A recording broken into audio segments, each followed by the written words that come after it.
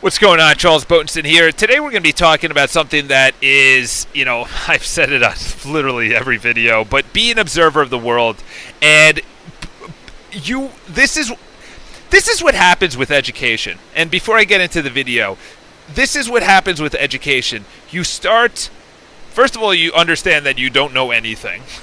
Like I'm reading a book about the Commodore, Cornelius Vanderbilt, and his life. It's by T.J. Stiles. It's 600 pages. I'm on that kind of genre right now. I'll move on to Jobs and Musk and Bronson, those guys. But I'm on the Commodore right now. And when you start reading about, say, New York, where I've lived my entire life, or history or people or anything, any kind of education, you start realizing, I thought I knew a lot and I don't know anything. This guy in the book was talking about Park Avenue and 4th Avenue and steamboats in America and independence, and it was, wow, yeah. So what education does is free you from assuming that you know everything, and you're able to walk through life in curiosity. And that's what I found out, is that I now walk through life curious about things, and it also makes you more present. So long as you want to be present, you could be obviously educated and not be present, but I've decided to go the self-development route, which is being present, observing. This is what it is. This is how in-depth it is, and hopefully, or not hopefully, but I will, language is very important, the way that you speak to yourself. Amazing book on that by Shad Helmstetter called watch what you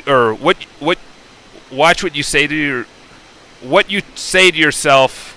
I don't know, just type in a bunch of those words and it'll come up. Just type in Shad Helmstetter. I know someone's going to correct me. Here's the book in the comments below.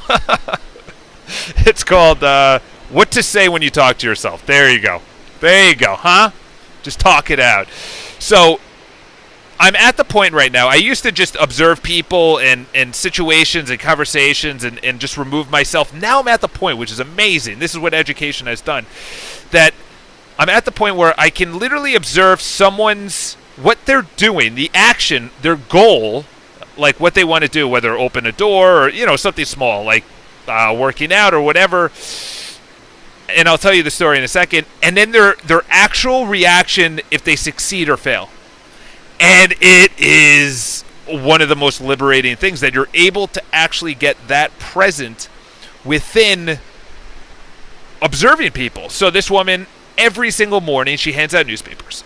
And it's a free newspaper, so it's out on the street. So I'm walking, it's at, 6:30, and going to the gym.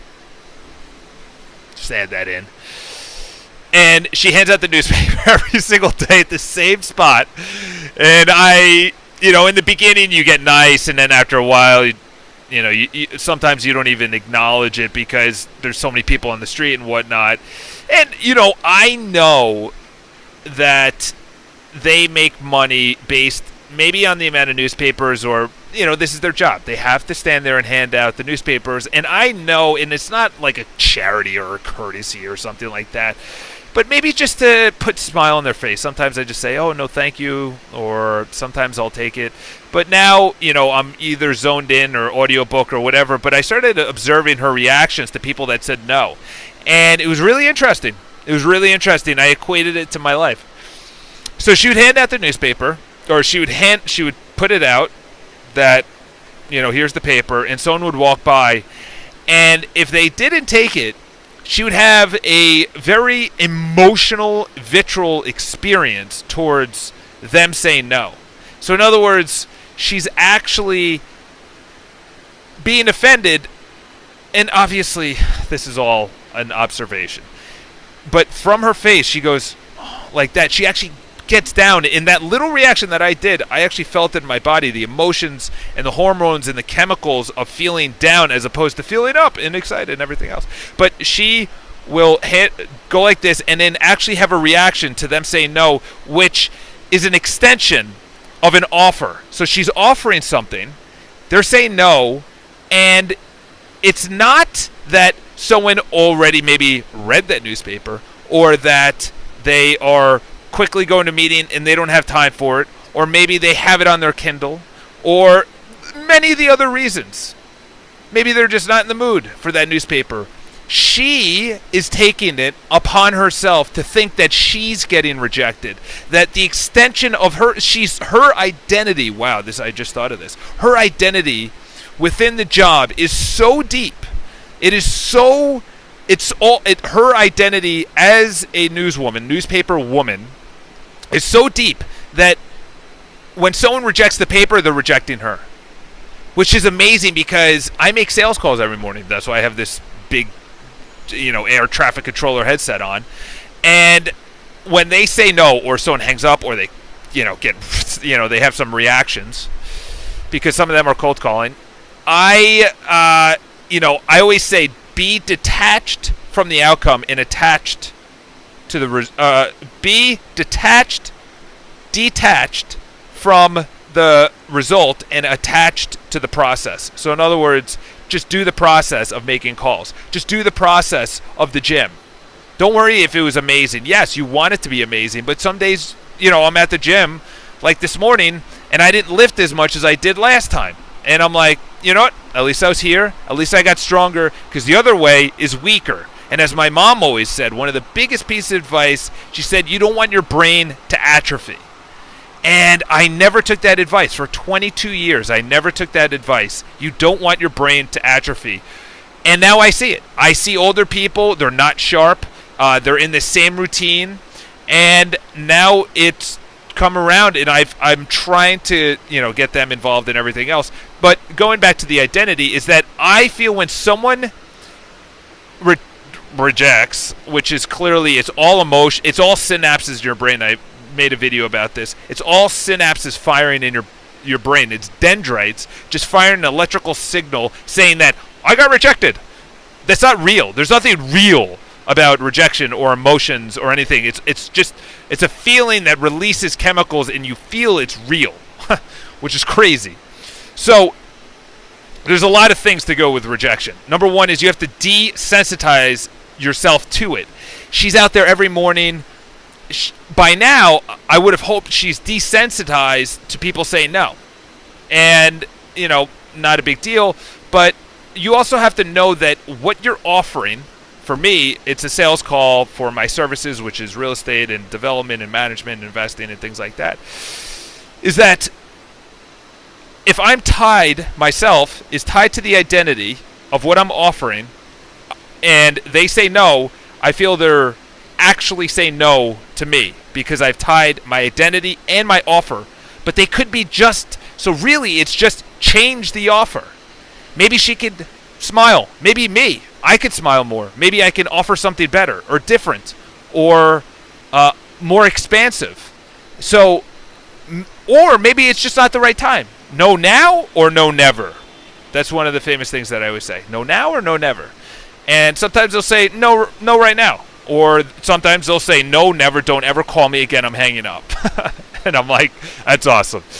And I laugh about it like that. So just be aware, but also when someone says no, you have no idea. This could be approaching that pretty girl. Or for me, I was on the elevator and this girl's like, take my number, as I was leaving the elevator. Not because I'm like this fantastic guy, but I think one of the biggest reasons is that there's not a lot of present men in the world.